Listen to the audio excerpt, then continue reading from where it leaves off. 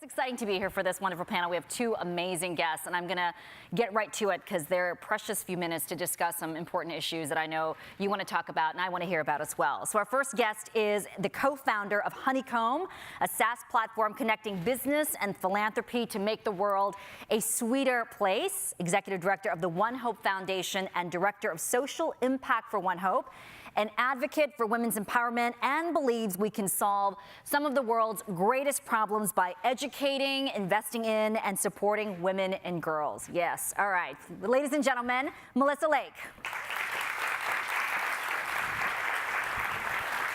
Hi, come on, sit down. And our next guest is an entrepreneur and technologist with a passion for leveraging capitalism to create positive social change. CEO and founder of CauseCast, the leading cause engagement platform that helps companies create social impact and engagement through employee volunteering and giving programs. Ladies and gentlemen, please welcome Ryan Scott.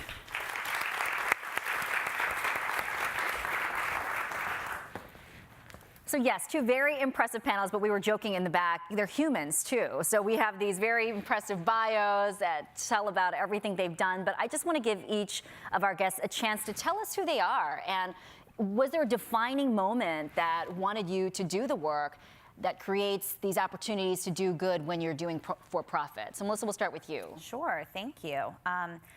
I started my career right out of college at Google, and I was very lucky to work in both New York and at headquarters, and spent 3 years there and actually took 2 months off during my third year when I was at Google Ventures, because I really felt that I needed to connect to something more that was making the world truly a better place on a day-to-day basis.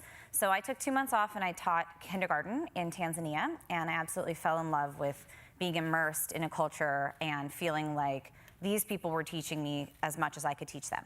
While I was there, I read every book possible about social entrepreneurship. I learned what that word meant, and I really fell in love with the business model of giving back and doing well by doing good. And so that was kind of my aha moment. I came back, I actually quit my job. I went to grad school to study social entrepreneurship and to eventually move into it directly because it was something I was very passionate about.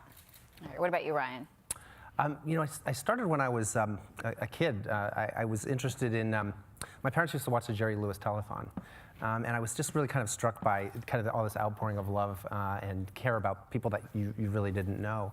And so when I was 9, I organized a fundraising fair to raise money for it. And I started to get kind of a sense of, you know, organizations and what they can do obviously is a lot more than what people can do alone. And so when I was lucky enough to sell so I started and sold a public company in the first boom.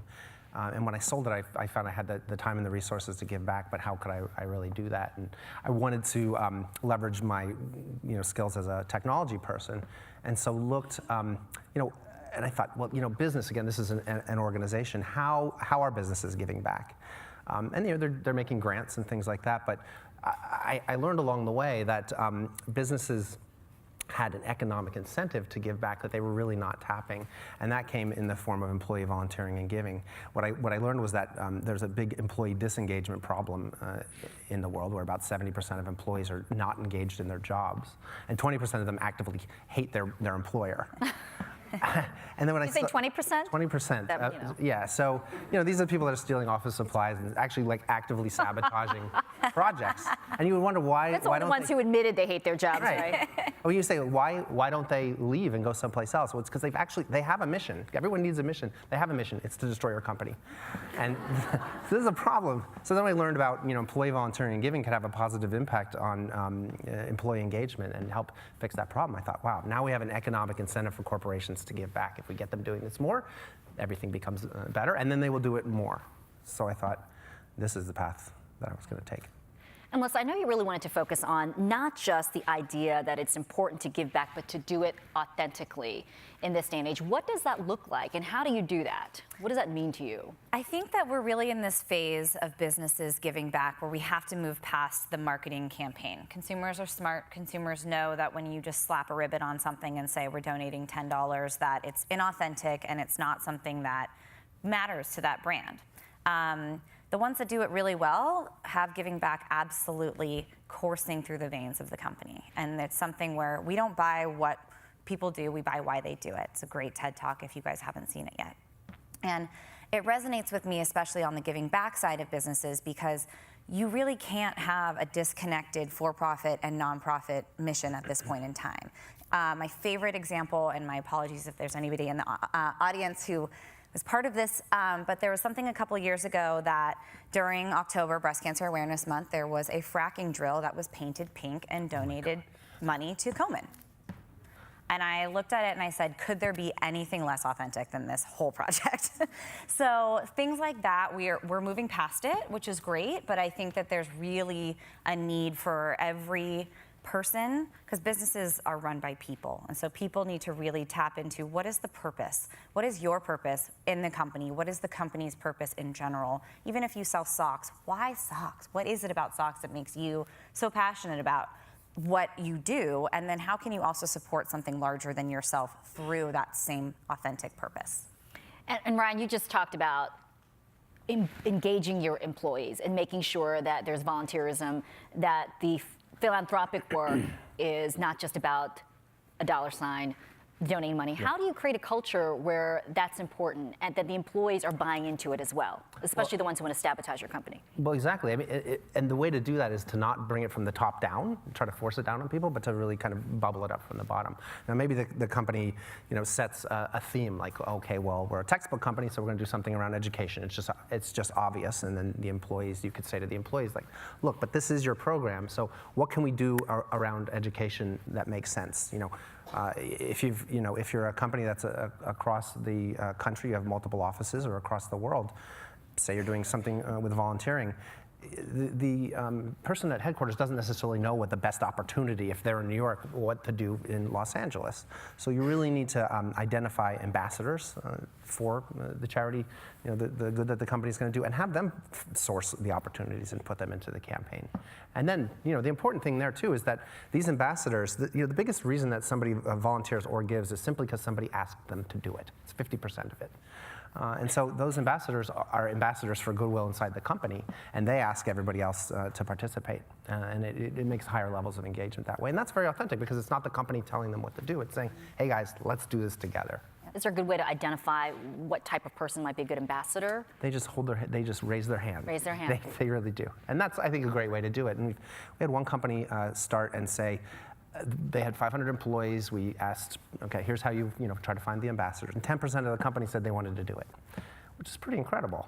And ultimately, I think it was probably too many. Ultimately, 5% of them actually did do it. But I think that's the place to start. And I think there's interesting, I'm sorry to run on a little bit with this, there's interesting leadership development opportunities with this as well, because now you're saying, okay, I know you're a software developer and you've got a boss above you and nobody's reporting to you, but now that you're the ambassador of this program, now all of a sudden you're responsible for something that's a little bit bigger, and if they go and work with the organization and do some leadership things around that as well, you have to have those benefits as well. And you're also saying, Melissa, the consumer is smart. Yes. They care about authenticity. They care about why you're doing something. For certain companies, I'll use Tom as an example, the impact is spelled out. It's one for one. You buy a pair of shoes, you give a pair of shoes. For other nonprofits and other for-profits where it's not as clear and people want to know a quantity to the nonprofit work, the donations, how do you make sure that that is meaningful, that people have transparency, know where their donations are going? I'm really glad you asked that question. That's exactly what we focus on at Honeycomb. This has grown organically over the past 4 years, but really launched in January as a platform for implementing a quantified impact into your business model.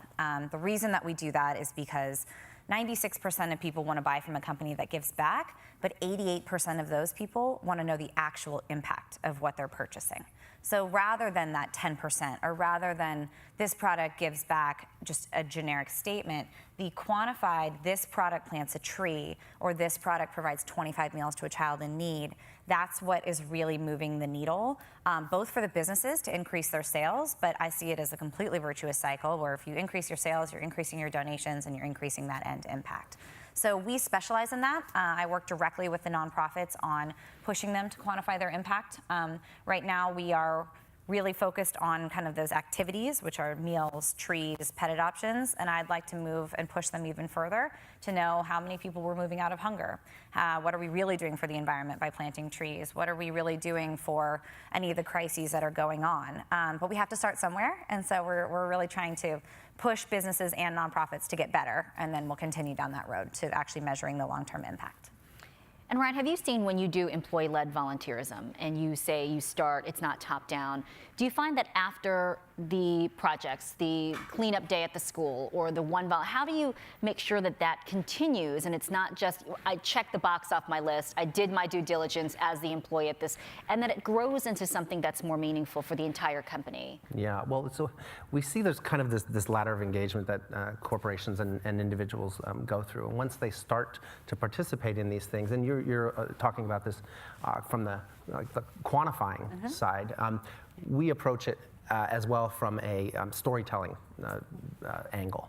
And that helps keep the glow alive from what was happened at the event. And before the space kind of evolved, it was a lot of like make a donation and then or go and volunteer and you log it somewhere. That's really not a thing that people like to do. You couldn't really make it sound more boring. So instead, we've moved it to where you're out volunteering in the community. Something pops up on your phone, like we know where you are. You're supposed to be there. That's awesome. Good work. Why don't you check in into the event? Because people are going to check in. And then we give them the ability to upload photos and videos back into the system, which I felt that for a company to tell a story of philanthropy, really it's about letting the individuals tell their own stories, kind of through the corporate framework. And storytelling is it's incredibly powerful, and you're capturing it too. It's really key for keeping it alive and getting people to then see like, wow, that was really great. Really, it's important to capture the stories, but then reflect it back to the employees. Say like, it's not just about reflecting it to the public for PR purposes, it's really about internal communications more strongly, and that keeps people interested. All right. I just want to take a couple questions. People want to know about funding. Like, how do you get funding, especially for an early stages for profit for good? So the kind of companies that you all are working with, where you connect those two. It's not question. Yeah. For our businesses, we always encourage them to build it into the cost of goods. It's something where I work with them. I primarily work with the CEOs or CMOs of companies. They're usually small startups. They can't afford to hire somebody to do this full time, and so they work with Honeycomb. We charge a flat monthly fee that's pretty cheap, and that allows them to take this off their plate completely. But in terms of the actual donation side of things, that's another reason to quantify. A lot of people don't realize how far a small amount of money goes in the nonprofit space. If the nonprofits are extremely efficient and effective, as the ones that we work with are, we have a criteria to evaluate them through, then it only costs 25 cents to plant a tree, or it only costs $3 to fund an animal adoption.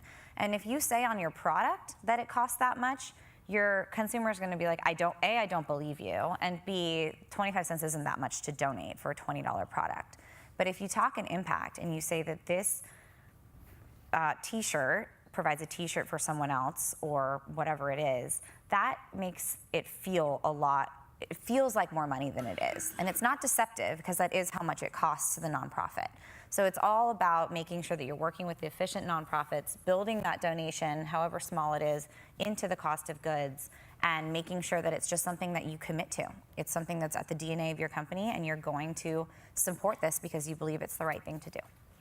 And early on, you mentioned that it's beneficial for companies financially to do work with nonprofits. Yeah. This next question is that decision to do for-profit, nonprofit boiled down to tax status. What is the unique advantage of having for-profits, especially for good? That's interesting. So we have determined that we needed to be both a for-profit and a nonprofit.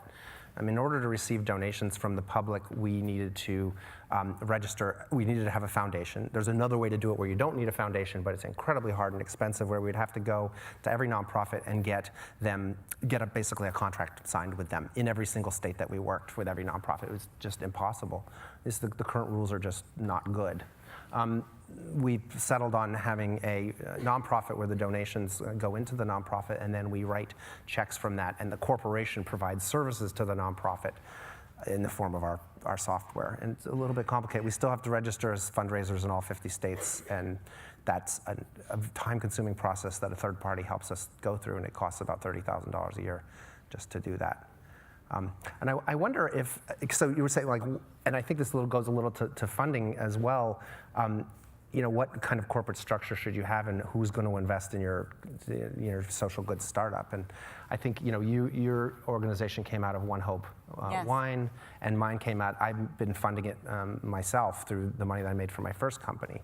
And until I have the traction now that I'm going out for institutional investment, but it was certainly challenging when I started this, several years ago to make the case, certainly to venture capitalists, that there is money in this, and that's an important thing that there's money in it, so I can continue to create software. A nonprofit business model makes it very hard to create software. So that's how we settled on this. But to find funding, there are more funding sources now, and you can really just, I'm sorry, I don't really know the names off the top of my head, but if you just search for funding for social entrepreneurs, you'll find there's foundations and other sources. Go ahead. I was going to say it also, I'm in the process of creating case studies and general measurement studies for how incorporating a giving back strategy like those that we emphasize increases sales. So we've seen it happen with every single one of our businesses that by them working with us, sales are increased. We need to do probably a little bit more professional of a study to make sure that all other things are held constant. But at least with One Hope Wine, which is the parent company, which if you guys have had wine in the past 3 days, you've had One Hope. Once we implemented a quantified strategy to it, it used to be the messaging was we donate half of profits to charity. And I was like, I don't know what that means, so tell me what the impact is. That's why we put this into place. As soon as we put that quantified impact in, we saw a 30% increase in sales. And that was after the business had been around for 5 years. This wasn't just launching and having this thing, it already baked in. This was switching purely the messaging. And so I think that that's another piece you can bring to investors, is that this increases your sales. This is something that is a smart business strategy as well as the right thing to do. And so if you go from the heart and the head, you may have more success.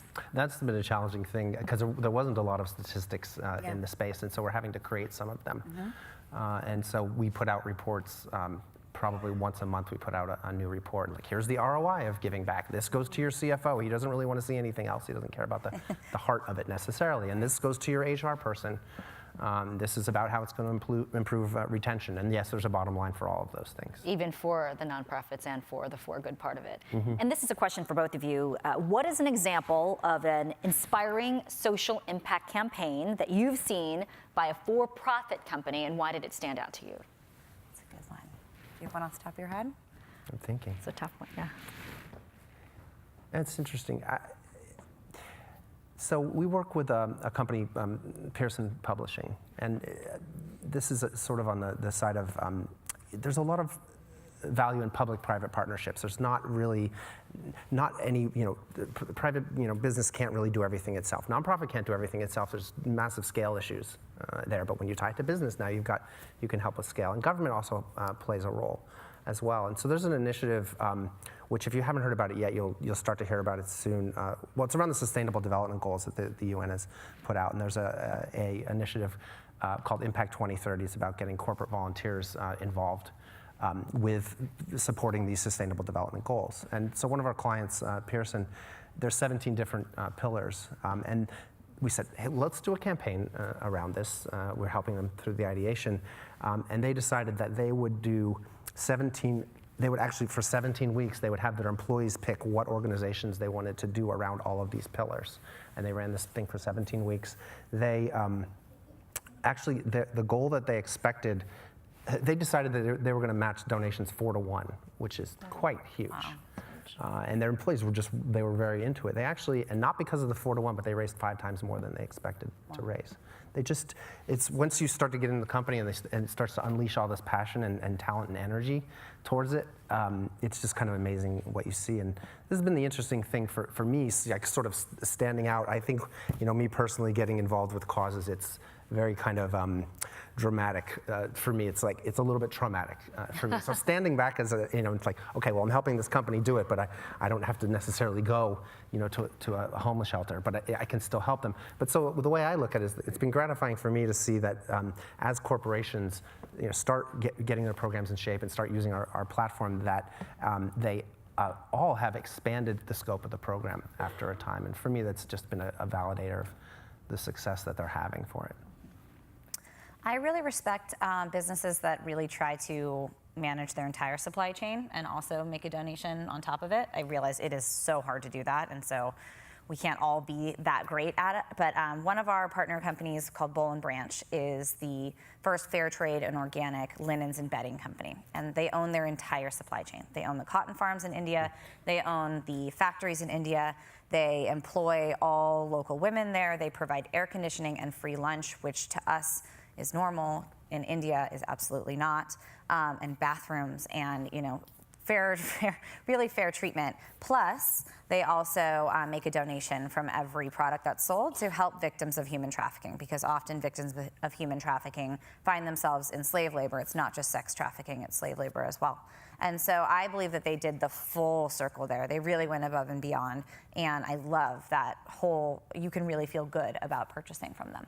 Absolutely. I want to know what that company is called. Boll and Branch. Boll and Branch. They're phenomenal. Definitely check them out. This is an interesting question, because recently we had in this area in Washington, D.C., Do More 24, which is the United Way campaign's one day, donate as much as you can to the charities you want. And it is a relatively successful campaign. And this next question wants to know, the United Way campaign has been around 100 years. What about the work that you're doing is different and more impactful? Yeah, well, I'll address that first. The year-round giving was done, I heard just the one-time giving was done for a reason. The corporations didn't really have mechanisms for doing it more often is the big one. And then focusing things on a campaign obviously makes sense because you're going to promote it. But most companies are just going to all year-round giving, and it's keeping the glow alive. Not having it feels like checking a box when you do it once a year. And oftentimes it's done during a time of year when people are like gearing up to buy Christmas presents and things like that. So we've seen this with all sorts of campaigns where it's, you can do it all year round and you really keep the interest a lot higher. And you too, by embedding it in the flow. Yeah, for us it goes back to the authenticity piece.